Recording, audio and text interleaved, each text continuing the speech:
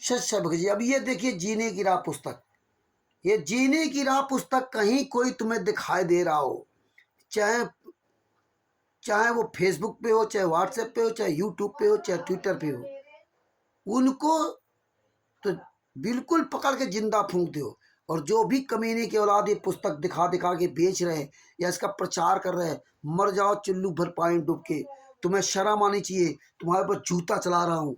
जितने भी संतराम पाजी महाराज के शिष्य इस पुस्तक को दिखा रहे हैं या इस पुस्तक का फ्री में बांट रहे हैं, उन सबको चुल्लू भर पानी में डूब के मर जाना चाहिए। तुम्हारे सब के लिए जूता है, तुम्हारे सब के लिए जूता है।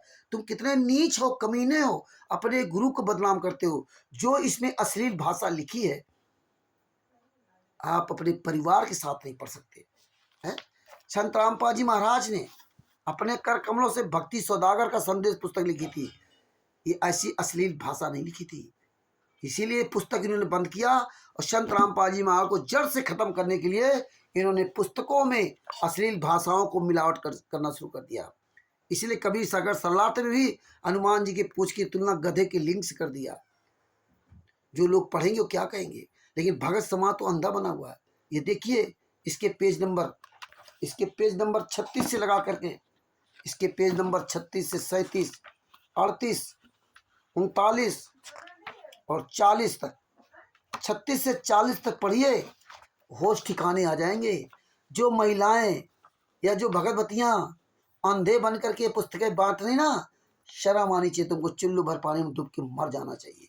इसमें देखिए, इसमें क्या लिखा पेज नंबर 36 पर है, निकट जाकर क्या लिखा है, यदि ये पढ़ो नीचे जाकर के ना, पेज नंबर 37 पर।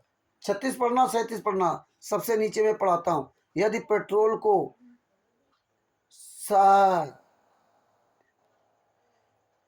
साधारण वस्त्र पहनने चाहिए, चाहे महंगे हो या सस्ते हो, बहन बेटियों को 12 फुट की नजर रखनी चाहिए है।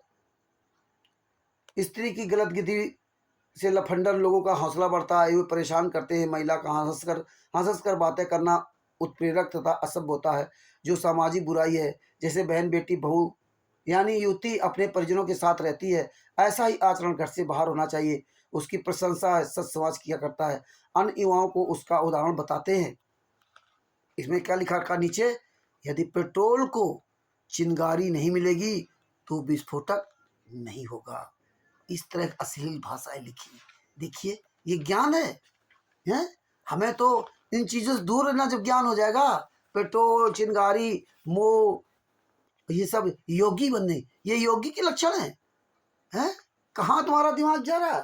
कहते हैं जवानी, पेज नंबर 38 में क्या लिखा है, जवानी बारूद की तरह होती है, यदि कोई चिंगारी लग जाए तो सर्वनाश हो जाता है, यदि चिंगारी नहीं लगी तो वर्षों सुरक्षित रहती। बताइए, ये तत्व ज्ञान है? ये तुम बताओगे? बताइए, ये तत्व ज्ञान है? हमारे गुरुजी ने कभी ऐसा नहीं किया।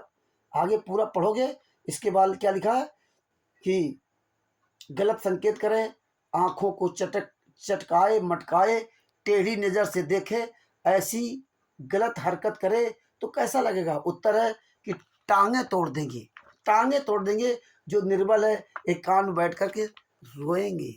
ये इसलिए भाषाओं का लिखा।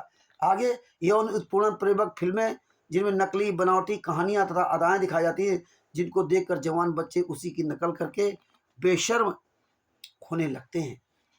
ये इसमें भाषा है, ये ज्ञान है।